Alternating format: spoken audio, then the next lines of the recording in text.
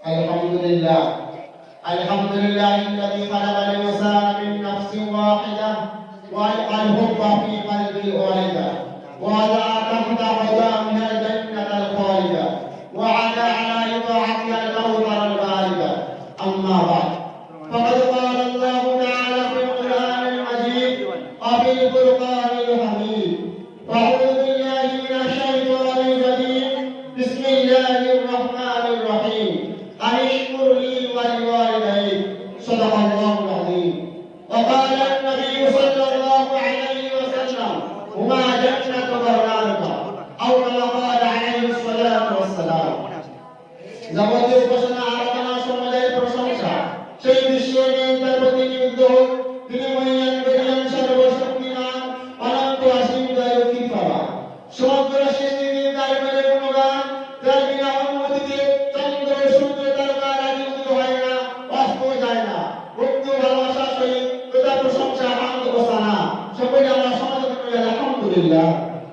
অনন্ত অসংখ্য দরুদ সালাম দেবেন সেই মহান মানবের প্রতি যিনি আগমন করেছিলেন বিশ্ববাসী করুণায় বেদান্ত প্রতীকের প্রতিনিধি রূপে, যার প্রতি আল্লাহ আমিন সাদিক আমার দাস পুত্রবাদী তাকে সিদ্ধি আকাশ পাতাল পাহাড় পর্বত দীর্ঘ করুণা এমনকি মানব তারক থেকে সৃষ্টি করা হতো না।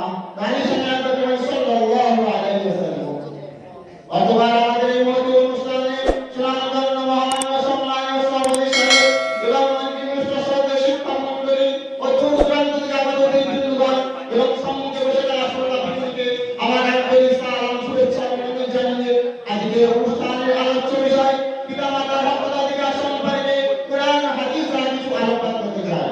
পিতামাতার হক্কাধিকার সংক্রান্ত আলোকপাত নয়, কারণ মহানবী সাল্লাল্লাহু আলাইহি ওয়াসাল্লামের সেই অমূল্য বাণীর কথা স্মরণ করে যায়।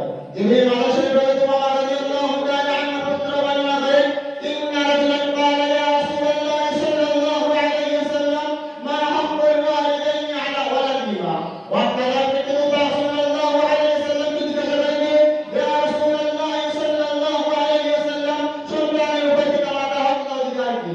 قال رسول الله صلى الله عليه وسلم: هما جنتك ونارك। উত্তরে হুমা সাল্লাল্লাহু আলাইহি ওয়াসাল্লাম বলেন, তারা উভয় তোমাদের জান্নাত অথবা জাহান্নাম। অর্থাৎ তাদের আনুগত্য সাথে দেশে স্থান পাওয়া যায় আর তাদের সাথে অশ্লীল অসন্তুষ্টি হবার জাহান্নামে পৌঁছে যায়। সম্মানিত বন্ধুগণ, শুধু তাই নয়, পিতামাতার আনুগত্য সেবা তাদের গুরুত্ব সম্পর্কে বলা হয়েছে যে যতক্ষণ পর্যন্ত জিহাদ ফরজে আইন না হয়, ফরজে কিফায়া স্তরে থাকে, তখন পিতামাতা কর্মহীন থেকে সন্তানের জন্য জাতীয় গ্রহণ করা প্রয়োজন নয়। তিনি সরাসরি বুখারী শরীফে হযরত ওমর রাদিয়াল্লাহু তাআলা আনহু পুত্র বর্ণনা করেন: জাআ রাজুলুন ইলা রাসূলিল্লাহ সাল্লাল্লাহু আলাইহি ওয়াসাল্লাম ইন্নী উরিদুল জিহাদা। তিনি নবী সাল্লাল্লাহু আলাইহি ওয়াসাল্লাম নিকট জিহাদের অনুমতি নেওয়ার জন্য উপস্থিত হয়। قال رسول الله صلى الله عليه وسلم: أحي أبويك। হুযায়ফা সাল্লাল্লাহু আলাইহি ওয়াসাল্লাম জিজ্ঞাসা করলেন, তোমার পিতামাতা জীবিত আছে কি? قال نعم। সে বলল, জিহাদ জীবিত আছে। قال رسول الله صلى الله عليه وسلم: ففيما فجاهد। তাহলে যাও তুমি তাকে সত্যতার সহিত তাদের উপরে জিহাদ করো। ওয়াকা আলাইহিস সালাতু ওয়া সালাম জিহাদের সওয়াব পেয়ে যাবে। সুবহানাল্লাহ। বিশ্বনবী সাল্লাল্লাহু আলাইহি ওয়াসাল্লাম পিতামাতার মর্যাদার কতই উচ্চ স্থান দিয়েছেন। বর্তমানে দুনিয়া থেকে আল্লাহ তাআলা ইসলামের মহান মর্যাদা দান করে পিতামাতার সমাজ জীবনে সন্তানের প্রতি সহায়তা করবে পিতামাতাই। সুতরাং তাদের অধিকার সন্তানের প্রতি সহায়তা বেশি।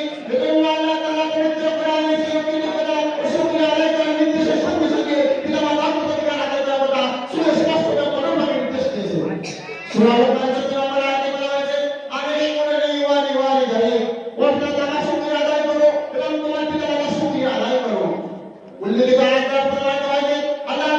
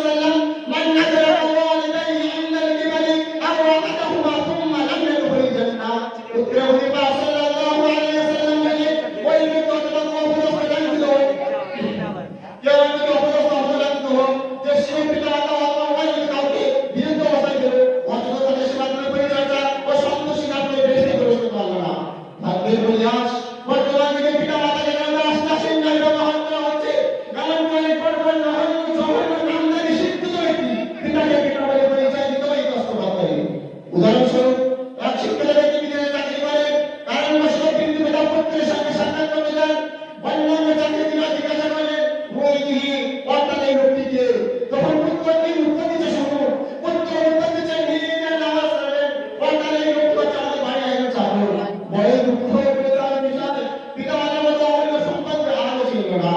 অবশ্যই তিনি সাল্লাল্লাহু আলাইহি ওয়াসাল্লাম এই অমূল্য বাণী সম্পর্কে বক্তব্য সমাপ্ত করবেন ইনশাআল্লাহ। قال رسول الله صلى الله عليه وسلم إذا ربك إلى الوالدين فاذكر في سقط الوالدين وتربي على رسول الله رسول أبي على رسول الله رسول وأبي رسول الله সকলেই পিতার বাইরে মধ্যে প্রার্থনা করি আল্লাহ আমাদের সকলকে পিতা মাতার সন্তুষ্ট করা ও তাদের অধিকার আদায় করা ও তাদের সাথে নম্র ব্যবহার করা ও উদার চিত্তে প্রাণ ভরে